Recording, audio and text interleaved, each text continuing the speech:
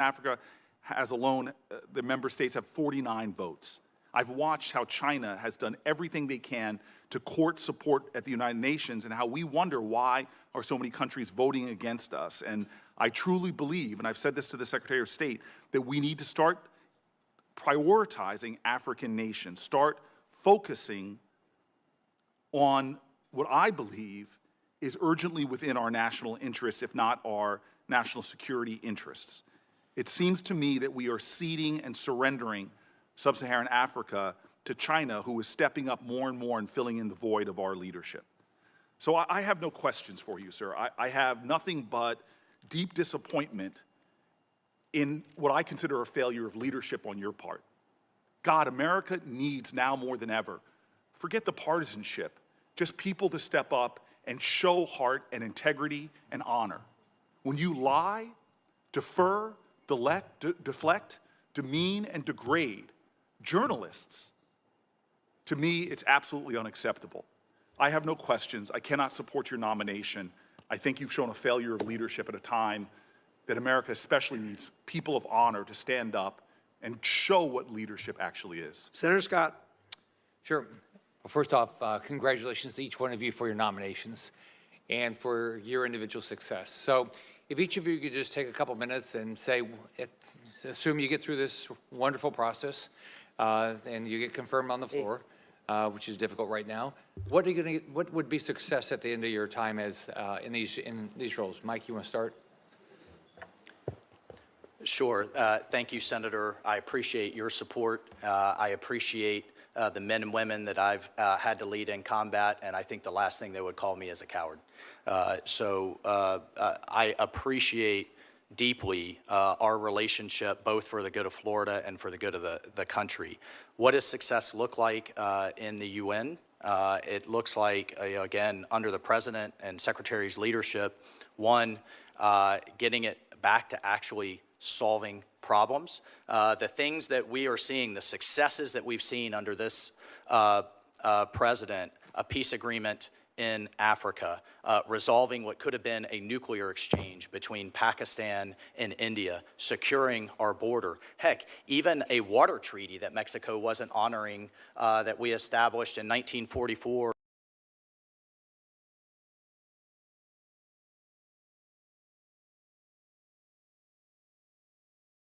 You're watching Fox 35 News Plus, streaming on Fox Local. Good afternoon to you and welcome into Fox 35 News Plus. I'm Garrett Wymer and thanks for joining us on this Tuesday afternoon live on Fox Local and on YouTube. It is 4 o'clock and that means it's time for today's Top 4 at 4, where we break down 4 of the big stories that we're tracking in the Fox 35 newsroom today.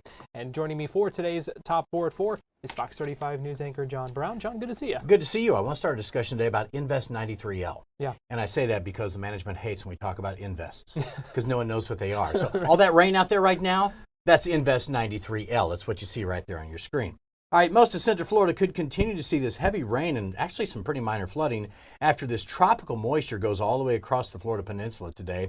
It's going to pull out of here by tonight into tomorrow, but man, we've actually gotten some good rain today.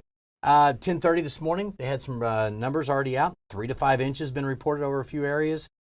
MIMS, upwards of 5 inches had been reported there, and that was the midday report, so they got a lot more by now.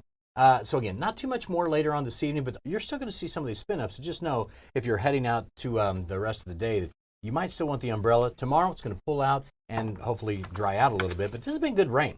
I mean, I mowed the yard in this today. Believe it or not, I mowed. It was not warm. It was not hot. I was like, I'm actually enjoying this. But it's just that nice soaking moisture, and we need it still. So this isn't the worst thing out there happening right now. Right. The issue is we saw some places, you mentioned MIMS, parts of like northern Brevard County that got upwards of 7 inches in just a matter of hours. So, causing some issues. But in the places that didn't get that much, like you said, just a nice soaking rain. But it wasn't nice though. I mean, it was just a change. A little bit of a change break in Florida, and no severe stuff. I mean, it was just, to me, it was a really nice day out there. So catch up on your naps.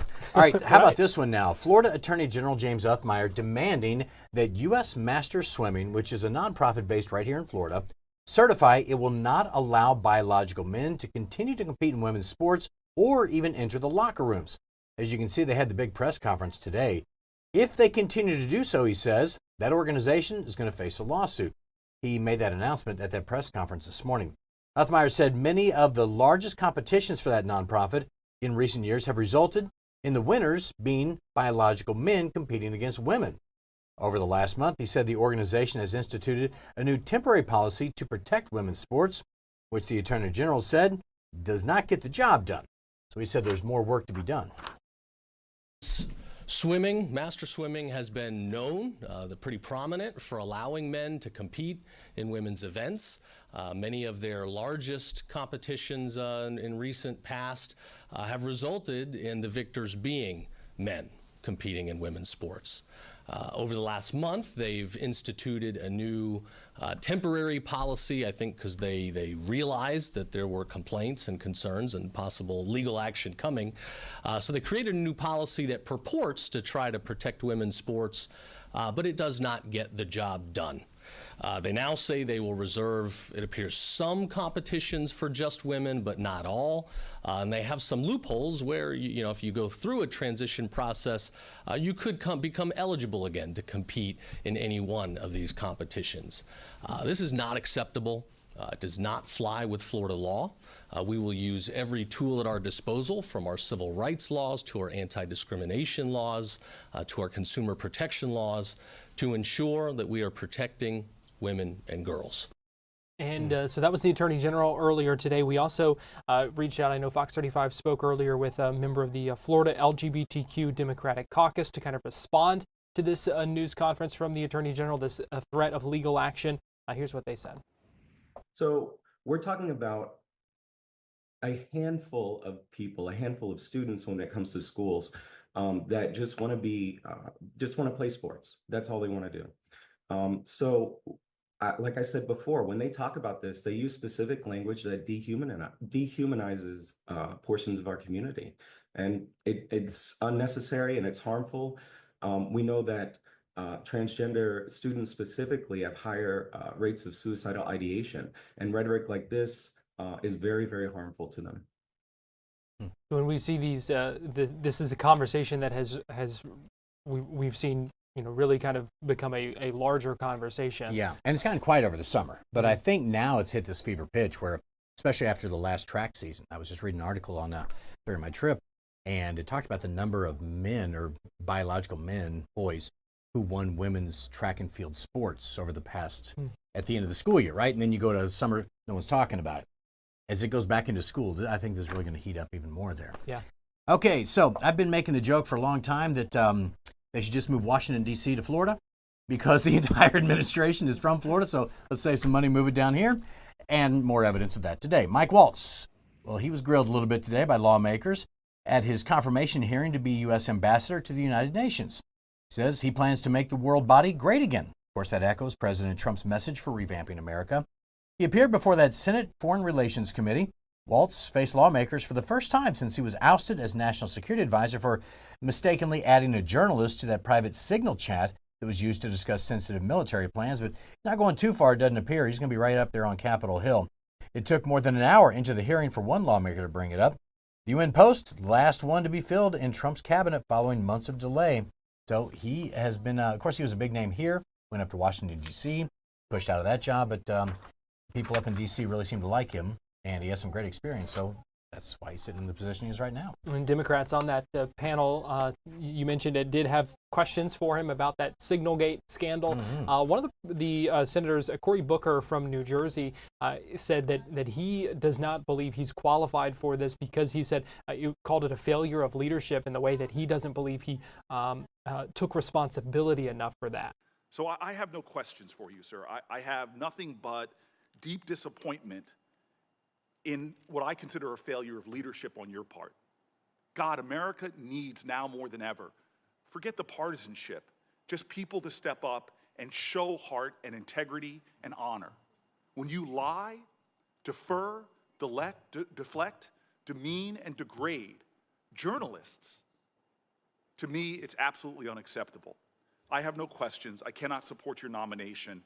I think you've shown a failure of leadership at a time that America especially needs people of honor to stand up and show what leadership actually is. And Waltz was also asked about what he believes a successful a successful term as UN ambassador would look like, and here's what he said. The things that we are seeing, the successes that we've seen under this president, a peace agreement in Africa, resolving what could have been a nuclear exchange between Pakistan and India, securing our border. Heck, even a water treaty that Mexico wasn't honoring that we established in 1944 for South Texan farmers. The ongoing efforts going from at least here to here in terms of Ukraine and Russia and trying to end that horrific conflict, a ceasefire with Israel and Iran. I could continue. I mean, it's been an amazing 6 months, and it's just beginning. Those should be dealt with in the UN. That should be the place where we're coming together. And you mentioned Florida. Yeah. Also in that same confirmation hearing, there was John Arrigo, who was being considered, a Florida man, who was being considered as an ambassador to Portugal. Okay, I would have looked like an idiot on Jeopardy because I was sitting there thinking, we were kind of making, okay, what is the qualifications to be UN ambassador? I mean, some Republicans have said they want to get rid of the UN. And I'm like, name another UN ambassador. I'm like, oh my gosh, I don't know any. Like, you look back in history, and I've studied the cabinet positions. I'm like, I don't know any. I don't know what they do, actually. Maybe that should be a segment for tomorrow. All right. What do UN ambassadors really do? We will have you come back and break it down for us. I'm digging in deep tonight. There's somebody out there who's saying, yeah, I don't know either. So I'm going to get answers for you. Anyway, we'll go with that. All Sounds like a plan. And here we go. I have a couple angles here on this story, okay? First of all, looks like the Rays deal is a done deal, and they're going to stay in Tampa. So what, $1.7 billion deal here. It's going to be sold to a guy from the Jacksonville area. He's a big name in Florida, developer as well. $1.7 billion. But the guy there, Stu Sternberg, who bought the team back in 2004, bought it for $200 million. That's a pretty good investment right there, especially for an organization where nobody goes to the games. Think about the value of these things. But we've been having also several didn't discussions. spend a whole lot of money on payroll, No, to be honest. no, right? What, 2 years he had a payroll? That's not bad at all. And now they're even playing in a minor league stadium. This is the best business deal ever. That guy's brilliant. So anyway, that's going to move forward. What's it do to the Dreamers? We've had him on before. They said, there wasn't ever a done deal. We were going to get Tampa. The White Sox, maybe an option. They're probably not moving. But expansion's going to happen too. I don't know if we're going to get a team or not. So a lot of issues here. Like Tampa's playing really well this year. People haven't been following that. I mean, they can make the playoffs. Where do they play? Well, where would the World Series be? That was something we learned today. Right? Major League Baseball is saying that Steinbrenner Field will be allowed to host those postseason games, even potentially a World Series game. That would be something. How much a ticket would be? Yeah. I mean, people in Florida, and this is because I used to work for the Marlins. I know this for a fact. People don't go until they win in the playoffs. Because whenever what year was it? I was 95 or 96 when I was working for the Marlins. Nobody was at the games. 1 month out, they're almost to go to the playoffs. Gloria Estefan shows up. All of a sudden, she's all over the news. Everybody's going to the games. It's fashionable. Ticket prices go crazy. And then the next year, they sold everybody off and nothing. So people don't go. Can you imagine how valuable tickets would be in Florida when everybody starts going to the games again? It would be certainly because it is so much a smaller venue. Yeah. They have said they're looking at potentially adding seats for postseason games there. I don't know how that would work. It's like a high school football game where they back in those bleachers that are up above the others. Maybe it could be a really interesting atmosphere, though. I mean, you think about it. The best baseball game I watched, it was on our air. I didn't watch it in person. Was that Field of Dreams game? Yep. It was baseball like it was supposed to be. I mean, it might actually be kind of cool. It might bring a lot of people back to baseball who have gone away because they think it's boring. But you go to the Daytona Stadium, that's great baseball. Yep. Wide world of sports, that's great baseball. So maybe that's what they need. Yeah. Something like this to bring people back. So. We'll see. It has been an exciting season. Exciting performance last night from Junior Caminero, their young star third baseman who finished second in the home run derby. Yeah. And we are just hours away from the All-Star game, which you'll be able to watch on Fox 35 just a few hours from now. So a lot of excitement when it comes to baseball. You ever been to an All-Star game? I've never been to an All-Star game. So when I lived in Kentucky, was one of the years that Cincinnati hosted it just a few years ago. we experienced some of the festivities and that Yeah. kind of thing, but didn't go to the actual game. I wish we would have gone to either the game or the home Yep. run derby. But Well, home run derby is good for about an hour, but 3 hours of like, oh my gosh, they're still hitting. I was at the World Series game, the infamous Obama mom jeans game. Remember? Came out in the jeans and the White Sox jersey at Busch Stadium in St. Louis. We're like, he's wearing mom jeans. So that was the game. Great though, seeing all those stars in person. yeah, That's good stuff. a different level of political scandal at that Right. point too. I Wearing a think. White Sox jersey in St. Louis. Come on. At least it wasn't Cubs. Well, that's today's Top 4 All right. for John. We appreciate you joining us. We're going to take a quick break here on Fox 35 News Plus, and we'll be right back.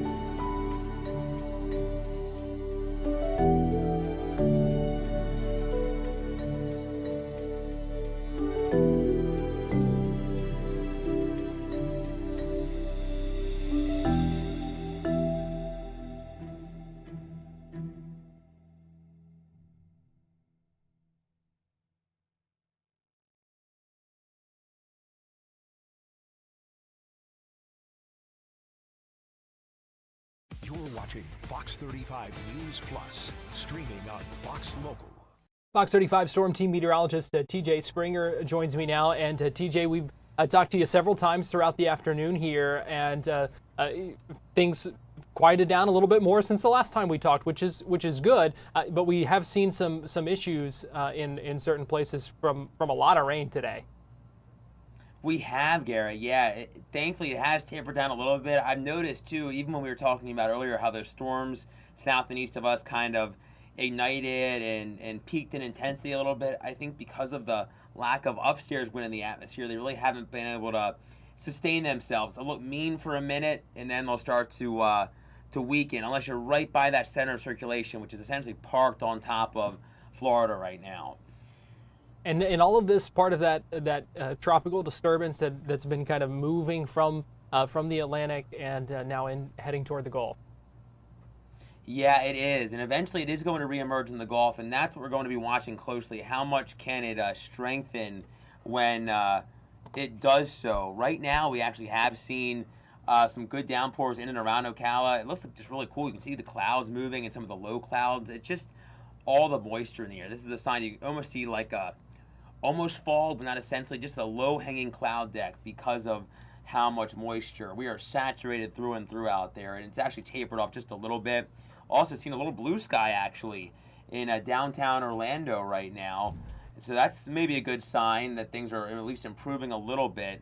There's the center circulation. It's continuing to work westbound as we speak, but notice there is some rain down to the south. So all of this working around that greater circulation. So that's what we're going to deal with. Still some rain bands that'll swing up into central Florida through the remainder of our day. But using our exclusive storm tracker radar out of eastern Orange County, we can see some of that heavy rain right now up across Northern Marion County, again, working counterclockwise, so it looks like another good burst of rain heading toward the Ocala area, Bellevue, seeing some good rain on top of Denellen. But it's lighter the farther east you look. Actually, not even raining from DeLand to Deltona to Sanford, but we do have a few more showers that are working through Orange County, hugging the beach line with a few showers out closer to Cape Canaveral. Now, we did just get a report in, and it might be a little late, but because of all the rain that fell in northern Brevard County over the last 12 hours, we've gotten these little local storm reports that we look out for, and this one now is showing flooding conditions near Turnbull, Florida, essentially close to the Mims area. So we'll be watching that, this area closely because of the 7 to 8 inches of rain that has fallen. We can also see some more rain that is topped out close to 5 to 6 inches across central Volusia County, with another good pocket of heavy rain that fell out across southeastern Orange, western Brevard, pretty close to Lake Poinsett. Again, around 6 inches of rain. So a lot of rainfall has fallen in a short amount of time. That's why we still have these flood watches in play through 8 o'clock. But I think a lot of the heaviest rain is starting to work away from us. We'll still have some pockets of downpours, but not the deluge of just widespread rain that we saw earlier on. Right now, aerial flood advisories in effect for portions of Marion County through 5 o'clock or 7 o'clock, depending on where exactly you are. So essentially from Ocala out toward Rolling Hills, Rolling Branches, there is this advisory through 5, and then this new one that has been extended or expanded through 7 o'clock that includes Bruceville, Lynn, Salt Springs, Eureka, Cedar Creek, just to name a few locales here. And this is mainly for the lower lying areas, some flood prone spots that could be dealing with some of that flooding here. Now, we still have this area of interest, this 40% chance of development in the Gulf, and we're going to be watching this area closely. Still a 40% chance of development. Could at least become a depression or a storm. It's not completely impossible that if it takes a more southern track, depending on the steering in the atmosphere, that it becomes even stronger. But I would say the likelihood, if it stays more north, it would be a depression, a weaker system, and then if it's farther south, it's over water longer, and that's where it could become a tropical storm or maybe even a weak hurricane, because the water temperatures are so hot, mid to upper 80s, even around 90 in some of these areas closer to, say, New Orleans. So this is something we're going to continue to watch closely over the next few days. If you have friends or family on the northern Gulf, definitely want to stay in the know, have a way to receive watch in the mornings. Now, through the rest of the day into our Wednesday and Thursday, you can still see amounts rainfall-wise on our Fox weather model totaling around 2, 3, 4 inches. So we're not done yet. We're still going to have some pretty heavy rainfall with this tropical moisture even tomorrow afternoon and on Thursday, as another wave, another disturbance upstairs in the atmosphere starts to lift up towards central Florida. On our future cast here through the remainder of the day, you can see the heaviest rain working westbound toward dinner. Still going to have some hit or miss showers and thunderstorms back toward the east, though, including the Orlando metro. Likely dry to start Wednesday for the most part, maybe aside from a sprinkle. Then more showers and thunderstorms sparking up heading through our Wednesday afternoon and evening. So it's definitely going to be a wet go, even though it's not quite as wet as what we've seen today. Over the next 7 days, we are expecting showers and thunderstorms Thursday, Friday, Saturday, and Sunday. Definitely looking a little bit drier. Garrett's still going to have some of those showers and thunderstorms in the afternoons, but certainly more of a normal summertime Florida pattern compared to this, washout essentially of a day that we've had for our Tuesday. TJ, one question for you, and I don't know if you can pull back up maybe that rain total so far map that you have, because I was hoping you can kind of make sense of something for me here, and that's the areas that have gotten that kind of large amount of rain. We're really not talking big widespread areas necessarily that have gotten those 8+ inches, but it is, like you said, kind of those pockets. Yeah, that's exactly right, Garrett. I think because of some of the wind shear that this had, because of the way it sort of formed, a lot of the heavy rain, it was kind of lopsided. So some parts around the circulation, right on top of Central Florida, like you said, saw the really heavy amounts of rain. while others did not. And now with where the center of circulation is, it looks like we're going to start to see that heavy rain start to focus off to the west of us, and that's going to be the story through the remainder of the day. But there have certainly been some really heavy rain bands with how it was coming on shore earlier on this morning that made for these amounts that were up between 7, 8, 9 inches, which is feet of snow. It'd be like 7 to 9 feet of snow, which every time I say that out loud, it's just like that in 12 hours I feel like it would crush a home if it happened in the north somewhere. Yeah. Gosh, it certainly puts it in perspective. It is a lot of precipitation there. Fox 35 Storm Team Meteorologist TJ Springer, we appreciate you joining us. Thanks, Garrett. I appreciate it. We're going to take a break here on Fox 35 News Plus, and we'll be right back.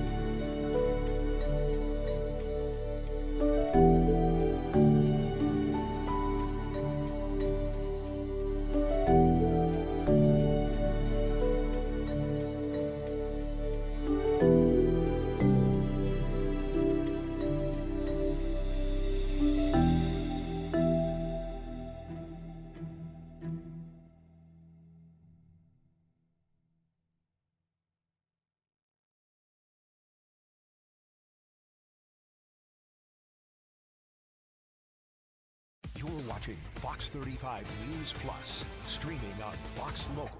Welcome back into Fox 35 News Plus. Garrett Wymer here. We appreciate you joining us this afternoon. I want to get you inside this Pennsylvania Energy Summit where President Trump is attending. We've heard him speak a little bit as well. It's about energy. They also have talked about AI, artificial intelligence.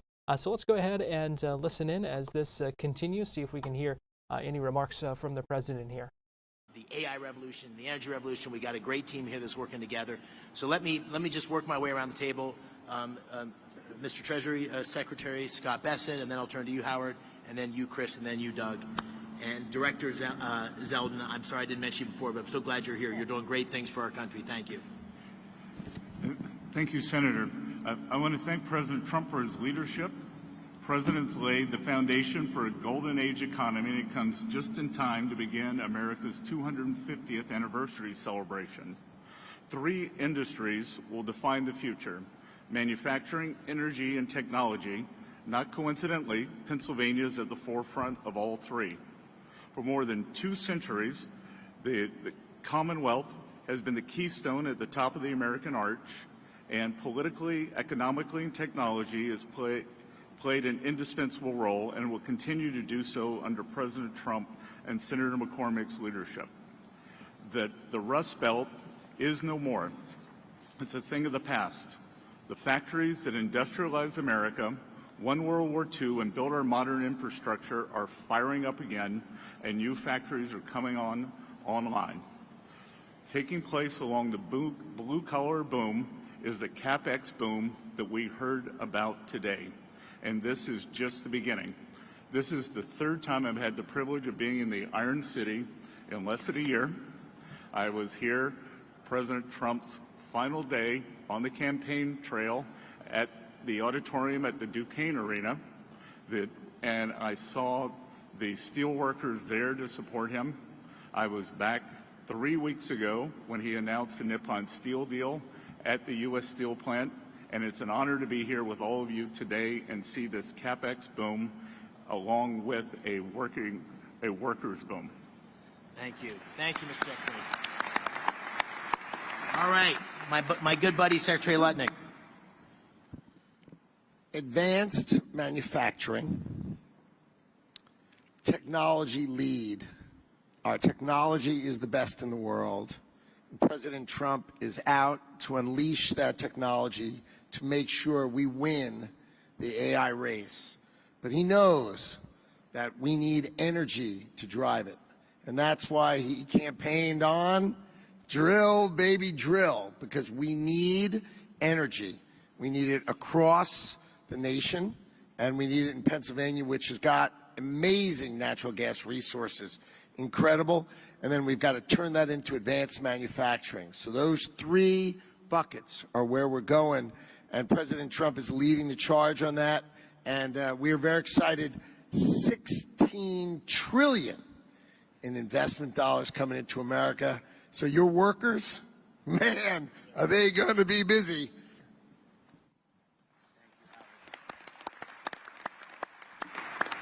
Secretary Wright, let me turn to you, and then Secretary Burgum. Yes, thank you, Senator McCormick, and thank you, President Trump. We are all here, and we're talking about $90 billion investment in this state because of a dramatic pivot in the leadership of our country. President Trump, an East Coast real estate developer, understands in his gut energy more than anyone I've met. He knows energy is the infrastructure for everything we do.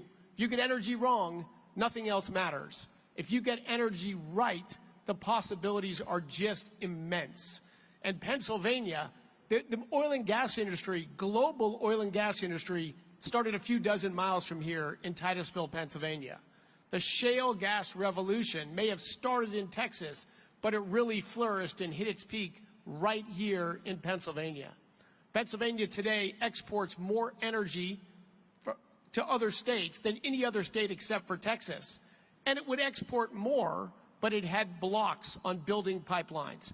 Two great opportunities for Pennsylvania energy. One, and President Trump is hard at work at both of these, one is to get those pipelines built from Pennsylvania to New England so we can change the quality of life and opportunities.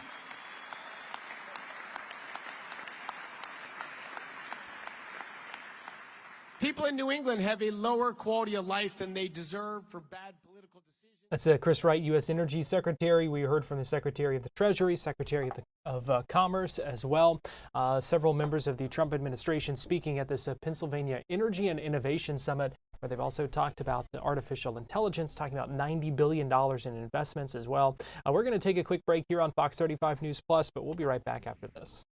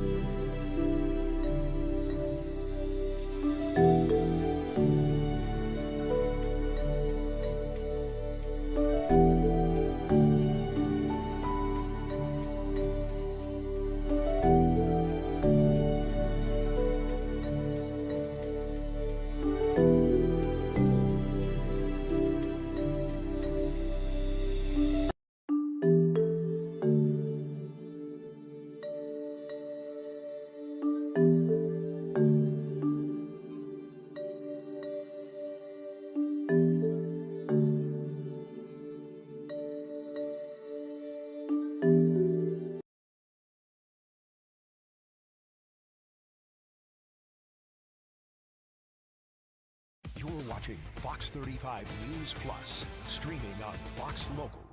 Welcome back into Fox 35 News Plus. I'm Garrett Wymer, and thanks for joining us on this Tuesday afternoon. Throughout the day, we've been talking about these tropical downpours that we've seen throughout the state. Joining us live now to talk about the impacts of some of those in one area is Fox 35's Chris Lindsay. Chris, I know you've been in Edgewater. Can you just talk to us about some of what you've seen there? Yeah, there's been a lot of localized flooding, as often happens here in Edgewater. The flooding problem has been on the forefront of people who live here mind since it started a few years back when we had those multiple hurricanes hit. So I spoke with the mayor today. I spoke with several residents. Residents here are frustrated. It's been that way for a long time now as they navigate through construction moratoriums and other ordinances that city council have been looking into. The mayor says he and his family share those same frustrations. He says he has family members who are concerned about their homes flooding every time there's heavy rainfall like there was today. There are a few new initiatives they have in place. So recently they purchased a vacuum truck. So when you do have this street flooding, they're now able to send those out into the community and try to get some of these roads cleared up much more quickly than them naturally drying. At the end of the day, he says until they are able to adjust their stormwater master plan, they aren't going to be able to have permanent or at least more long-term solutions to fix this issue. So that's what's been going on here today. Is that, you talked about some of those new efforts, including the ways to get the water off the streets. Is that something they had to do today? Yeah, so we were out here on Queen Palm and 22nd. We saw the vacuum truck in action, clearing some of the water off of the road and in the swells and the ditches and whatnot. So this is something brand new. They haven't really gotten a chance to use it until this heavy rainfall, according to the mayor. So that's just one of the things that when they make this stormwater plan that they will have in there. Right now, there's no rule or ordinance saying that this has to go out and you have to do this, but toward the end of the year, they're going to come back to the drawing board and things like maintenance are going to be clearly drawn out, vacuum trucks, pumps, things along those lines. Chris, really good context you gave about this being an ongoing issue and all of the things that we have discussed about this and the different ideas, the different plans, the different things that have been considered. It sounds like neighbors there, like the mayor there, is really kind of frustrated that this continues to happen. So where do things kind of go from here? Well, they're going to continue to experiment with certain things like these vacuum trucks, like the water pumps, etc. They have people out here doing maintenance on the ditches and whatnot. Once they continue to do some more research in December, I'm told they'll be able to put in writing what they want for their stormwater master plan. Once that is in motion, that's when they plan to do an overhaul of the infrastructure. So a lot of these issues can't be solved without changing that infrastructure, whether it be with the drains or the maintenance or just the amount of people that you have out here with boots on the ground trying to approach it. So right now, there's going to be a lot of temporary fixes, short-term solutions with the draining and whatnot. Toward the end of the year and moving forward, that's when the mayor anticipates you'll see changes in infrastructure. Do folks there have the patience for this? I mean, here we are in July. We still have the worst of hurricane season to come. Yes, they are, as you can imagine, completely frustrated. They're over it. And actually, that's what the mayor says. He says himself that he's tired of having to talk about it. So hopefully these short-term solutions will at least provide some level of comfort. I spoke with residents who say they'd like to see more boots on the ground, more maintenance efforts and whatnot. But until they can put it in writing and get all these ordinances rolled out and get an official plan, there won't likely be as much of that as they would like. All right, Fox 35's Chris Lindsay, we appreciate you staying on top of this, and thanks for joining us this afternoon here on Fox 35 News Plus. Certainly, thank you. We are going to take a quick break, but we'll be right back with more after this.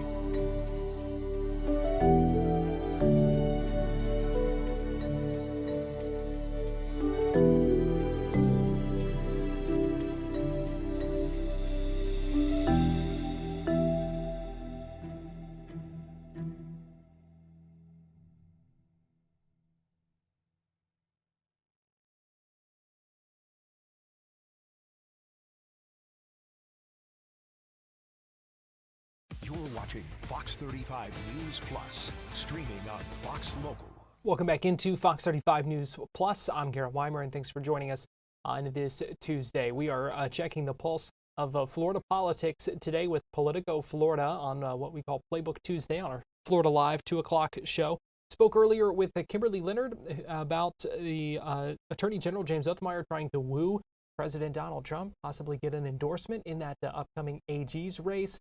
We will talk about that. Also, talking about the 2026 governor's race, looking ahead to Representative Byron Donalds, his relationship, and the things he's saying about Ron DeSantis, and what's going to play out with that, and who DeSantis might throw his support behind in that governor's race. But we also talked about Tesla on trial in South Florida right now. Yeah, I got to attend the trial yesterday. They were picking jurists, and it was so fascinating. So there is a case, it's the very first one to make it to federal trial that looks at Tesla's autopilot program. And if you've ever driven in a Tesla, it is pretty amazing. You know, the car basically drives itself, but it really is supposed to serve more as an assist to the driver, where the driver still has to pay attention and so forth. So what this case is looking at is a particular crash from 2019 where there was a man who was driving down by Key Largo, and he had his foot on the accelerator, and he was on the phone. He drops his phone, reaches down to get it, and the Tesla, instead of stopping or alerting him to, you know, put his hands back on the wheel, continues to drive because he had his foot on the accelerator. So the question that jurists are being asked to look at with this trial, which is expected to go about 3 weeks and started on Monday, is, you know, whether Tesla bears joint responsibility for how for what happened, and therefore the family of one person who died and another who's very severely injured could seek damages. So I'm not going to be going to every day of the trial, but I'm going to be visiting in quite a bit, and it just struck me in listening to you know, those who were being considered for jury duty, how many different issues were coming up. Obviously, they were being asked about whether they had any sort of bias, positive or negative, toward Elon Musk, given how involved he's been with the federal government. And then there were just a lot of comments that people had about, you know, machines and how they work, and electric vehicles. There were some people that said they didn't like them, and, you know, AI and automation. So it just kind of brings together all these really interesting things that are happening in our technology sphere, as well as obviously the really big personality of Elon Musk. Yeah, and going to be big implications depending on what happens from that trial as well. Yeah, exactly. And Tesla is saying that they do not have responsibility, that the driver was reckless and distracted. So that's their position. And they had a big team of lawyers in court yesterday. Do we expect to hear from Elon Musk? Is he going to be at that trial? No, he wasn't there. I don't think he will be there, but they're going to be using his comments against him throughout the trial. The plaintiff's team made that really, really clear, where basically they're saying that Musk overly hyped what the car could do, that he made it seem like basically it was a driverless scenario. You know, it isn't really. It seems like it. I've ridden in one before. You know, it seems like the car is kind of doing its own thing, but the driver, especially in 2019, does need to be, you know, paying attention, and ultimately has to be kind of watching what the car is doing and what's happening around him or her. Kimberly, let's talk a little bit about the 2026 governor's race. There's a new poll out. We heard from Byron Donalds over the weekend. Sounds like, you know, there's a lot going on with this right now. Yeah, Byron was here in Miami, and I was able to attend the breakfast and talk to him, you know, individually. I really pressed him on this question about Governor DeSantis because, you know, DeSantis has made it clear that he doesn't see Donalds, who has been endorsed by Trump, as the right person to succeed him. Donalds is still playing it really cool and, you know, just saying, hey, I'm open to talking to him. I just want to continue what he achieved in Florida. And he really kept it very, very positive, and is not getting into a fight over it. The party doesn't really want to have an internal battle over the governor's race, but they probably will. And the poll that came out was from St. Pete Polls, and it does have a few issues because, first of all, you know, Governor DeSantis hasn't said who exactly he's going to back for governor. And so that could really change the poll, not just if people know that someone's endorsed by Trump, but if Floridians know they're endorsed by DeSantis, who is still really popular among Republicans, that could change how they vote. But it did make it seem as though if, for example, Florida First Lady Casey DeSantis were to get into the race against Byron Donalds, that he would be leading in the polls in that case. But, there's still a lot of time. There's still a lot of fundraising, still a lot that could come out about either candidate. So it's very early, but it did give us a little bit of a snapshot into it. And when do we expect the governor to tap that lieutenant governor? I wish I knew. Look, it's still in flux. I will say that, and it could be as early as this week, or maybe he'll leave it open and in limbo. So we're just keeping an eye on it. There's just a lot of developments happening behind the scenes. And, I do expect, however, that DeSantis is going to be very involved in 26 in terms of making sure that, his legacy is cemented in the state.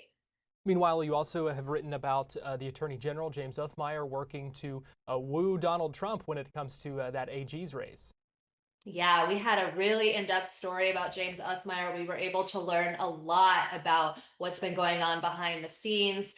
If Trump stays out of the race, it's going to be hard for someone to challenge Uthmeier just because that incumbency that he has and the big platform of, doing things like Alligator Alcatraz and some of the other big high profile things that he's done that have attracted national news make it really difficult. But there's still an effort there to, I would say, resolve things. And Middle East envoy Steve Witkoff has been directly involved in talking up Uthmeier to the president. Uthmeier has also been talking to Joe Gruters a good amount. We saw a picture of him at a UF basketball game. Now, Gruters is someone that the DeSantis team has not gotten along with. They've had a frosty relationship for a long time, but Uthmeier is clearly working to get close to Trump world in order to perhaps get that endorsement. And, I think it's possible that he will. I had a lot of Trump world folks say essentially that he was being very smart in the way that he was going about it. And, let's not forget, Uthmeier also used to work for Trump in the Trump administration, the first one before he came to the DeSantis orbit, but he also managed Governor DeSantis's presidential campaign. So that makes it a little sticky, but he seems to be doing all the right things, checking off all the right boxes. What's next in Florida politics, Kimberly, before we let you go here? Well, one of the big things I'm watching today on Tuesday is that it's the FEC deadline for the second quarter. So members of Congress and those who are running for Congress also have to file their second quarter financial report. So that'll show us where their money is going, that they're raising for reelection or for election for the first time, as well as, not just where it's going, but also how much they're raising. So it's going to give us a good sense, especially with some of these battleground seats. Not hugely battleground in Florida, which is shifting really red, but there are a few seats, a handful. Anna Paulina Luna's seat, for example, Darren Soto's seat, Jared Moskowitz's seat over on the Democratic side as well, that each side sort of say that they are homing in on. And so the money gives us a good sense of how competitive races are. Usually the more that's being raised, the more you can tell that either side sees it as, okay, we have to raise cash because this is going to be potentially winnable. Kimberly Leonard, political reporter and the author of the Florida Playbook newsletter. We appreciate you joining us today. Thanks for having me. We're going to take a break here on Fox 35 News Plus, but we've got more to come, so keep it here on Fox Local and on YouTube.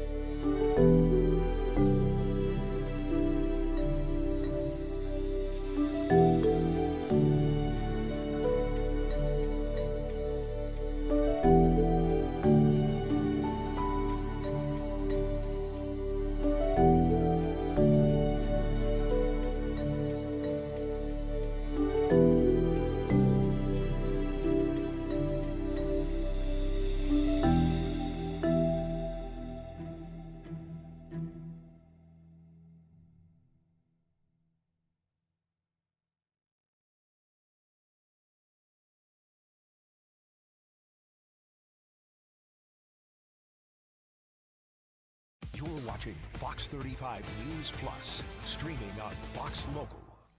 Welcome back into Fox 35 News Plus. I'm Garrett Wymer, and thanks for joining us. Today, Orange County Board of County Commissioners held their meeting and heard quite a bit of public comment speaking out against a proposed expansion of an agreement with ICE. This would have allowed county corrections officers to transport undocumented detainees to these federal detention facilities.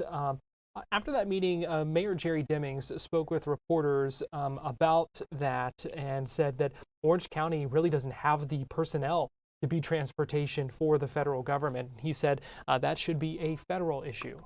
Well, the only way that I think we can get to a place that is reasonable for both us, the inmates, and the public is to have a conversation with the federal authorities.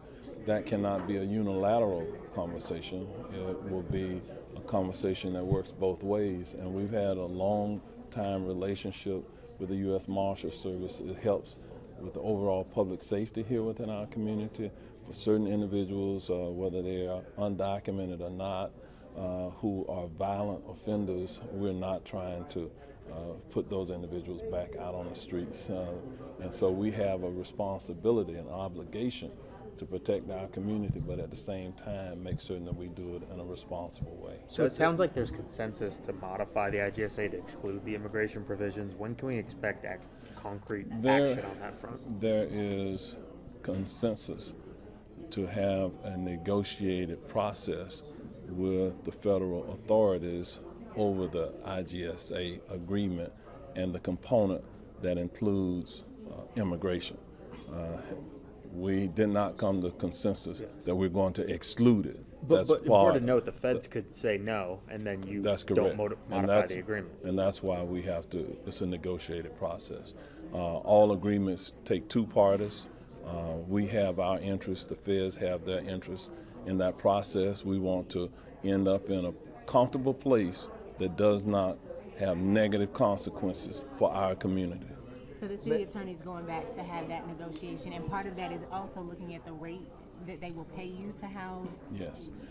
Today, because we have an IGSA agreement, we get reimbursed more than what some of the other counties are getting reimbursed that sign the BOA agreements. Our IGSA agreement allows us to get reimbursed more. We're trying to negotiate that rate up, not down, but up as well. And so that's part of what we are empowering our negotiators to be able to do. Mayor, you were very adamant about the transport component. Just you heard from the chief, he said basically have the jail officers transport would negatively affect the jail. Just why have you taken such a strong stance against the transportation? I take a strong stance on the transportation because that's not within our core responsibility as a county correctional facility to transport federal inmates to other federal detention facilities. That's the federal government's responsibility. It is our responsibility when they arrest persons who are within our community on criminal violations of law to house them within our jail. That's part of our responsibility that is codified through agreement, through law, within the federal system and the state system. By going down this route, are you worried that you're going to antagonize the federal government and threaten your funding? My concern is for the overall well-being of our community. And whatever that means in terms of having conversations with the federal government, we do not want to put ourselves in a position where we have negative consequences as a result of those conversations or negotiations that we will have underway. But you're saying you won't sign the addendum regarding transportation under any circumstances? And that's the 287G. What I'm saying is that I do not intend to sign an agreement that will require our correctional personnel to leave the Orange County Jail and transport federal inmates to some other detention facility within the state of Florida. We don't have the capacity to do that, and if the sheriffs want to do that, that's up to the sheriffs. But in terms of our correctional staff, they are not law enforcement. They are there to take care of the care and custody of persons who are within our Orange County jail, And you here don't in antici- Orange and you County, don't not anticipate throughout Florida. You don't anticipate repercussions for that from the federal government? I have no way of knowing that. Excuse me. We will see what if that brings any repercussions. Time will tell. We also heard today from a county commissioner, District 5 Commissioner Kelly Martinez-Simrad, who spoke out against SB 180. One of several ways that she says the state is overreaching and overruling home rule and the ability for these localities, including Orange County commissioners, to decide a number of different items for themselves. This one, she says, claims that the bill strips counties from their ability to regulate development and implement environmental regulations until 2027. I stand before you today as an elected commissioner and as a representative of the people of Orange County to affirm one of the most fundamental responsibilities of this government, defending the will of the voters.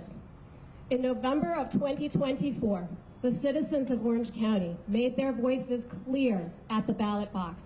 With broad bipartisan support, voters passed the Rural Boundary Charter Amendment with nearly 75% of the voters.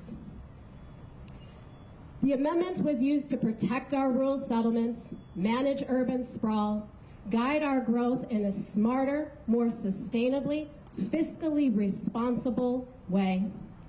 That vote was not just about land use. It was about our values. It was a statement that we believe in home rule, in preserving our environmental resources, and in protecting the community character and ensuring that development happens with transparency and accountability. That vote is now under attack by developers. And while some may argue it will be easier to back down than to avoid a legal fight, that is not leadership. That's surrender. This commission has a duty not to the deepest pockets, but to the people who entrusted us with their vote. We cannot choose which parts of our county constitution, our charter, that we choose to uphold based on convenience and pressure. If we start treating the results of legally adopted amendments as optional, then we erode public trust and we've lost the direction of our local democracy. It doesn't just stop here. This isn't today just about defending the rural boundary as it's being under attack with the misinterpretation of Senate Bill 180. But this is also about developers who are demanding that we repeal as a board the Lake Pickett Study Area Reduction. It was a critical amendment to our comprehensive land use plan that this commission passed to protect our Econolakachi River, the basin, as well as our agricultural industry and rural communities. That amendment was designed to safeguard public resources, infrastructure, and the environment from being exploited for short-term profit. To repeal it now under pressure from private interests would be to walk away from our obligation to responsible planning and fiscal stewardship. Kelly Martinez-Simrad, Orange County Commissioner representing District 5. That's going to do it for us here on Fox 35 News Plus. It has been a busy day here on Fox Local. Here's what's coming up next on